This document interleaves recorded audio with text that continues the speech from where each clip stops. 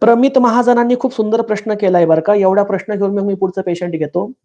प्रमित महाजन म्हणताय, "दादा नमस्कार. एकाच मंत्राने किंवा एकाच नामाचा जप करून सर्व देवी-देवतांची कृपा प्राप्त होते, असं मी बऱ्याच सत्पुरुषांच्या मुखातून ऐकलं आहे. मग मग एवढे विविध साधना का?" बघा, "एक साधे सब सधे" हे अगदी बरोबर आहे. परंतु काय झालं, मनुष्याने सुद्धा देवांच्या कॅटेगरी पाडल्या. म्हणजे बुद्धी हवी असेल तर गणपती आणि सरस्वतीचं वंदन करा, लक्ष्मी प्राप्तीसाठी महालक्ष्मीची साधना करा, ऐश्वर्य प्राप्तीसाठी विष्णू आणि लक्ष्मीची स्थापना करा, घरावरती मांगल्य राहण्यासाठी कुलस्वामिनीची पूजा करा, घरामध्ये वैराग्य येण्यासाठी किंवा परमोच्च मोक्ष प्राप्तीसाठी शिवाची आराधना करा, वाईट शक्तींना परतवून लावण्यासाठी मारुतीची, भैरवाची किंवा महाकालीची उपासना करा.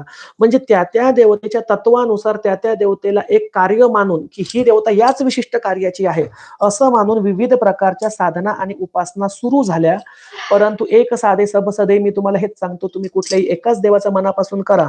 तीच देवता तुमच्यासाठी मारण, मोहन, स्तंभन, उच्चाटन, वशीकरण, विद्वेषण सर्व कर्म करते. कारण तिने तुमचं पालकत्व स्वीकारलेलं असतं. जसं तुम्हाला मी या ठिकाणी सांगतो, आमची माहूरगडची श्री रेणुका माता ही अनेक ब्राह्मणांची कुलस्वामिनी आहे. तर ब्राह्मण लोक तिच्या नैवेद्यामध्ये कांदा लसूण वापरत नाही, म्हणजे ती सत्वगुणी आहे. अनेक वैश्यांची कुलस्वामिनी आहे, तर रेणुका देवीच्या नैवेद्यात ते कांदा लसूण वापरतात, मग ती रजोगुणी होते. आणि स्वतः माहूरगडवरती रेणुका देवीला बोकड बळी आहे आणि रेणुकेच्या अनेक स्थानांवरती देवीला बोकड दिले जातात. म्हणजे रक्ताचा टिळा आणि मांस दिलं जातं, तर रेणुका त्या ठिकाणी तमोगुणी होते.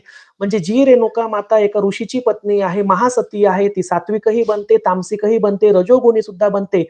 ती तिचं स्वरूप केव्हा बदलते? भक्ताच्या कर्मानुसार, त्याच्या इच्छेनुसार आणि त्याच्या दृष्टीनुसार बदलते. त्यामुळे एकाच देवतेची साधना तुम्ही करा, तीच देवता सात्विक, राजसिक आणि तामसिक तीनही रूपामध्ये तुम्हाला पुरून उरते.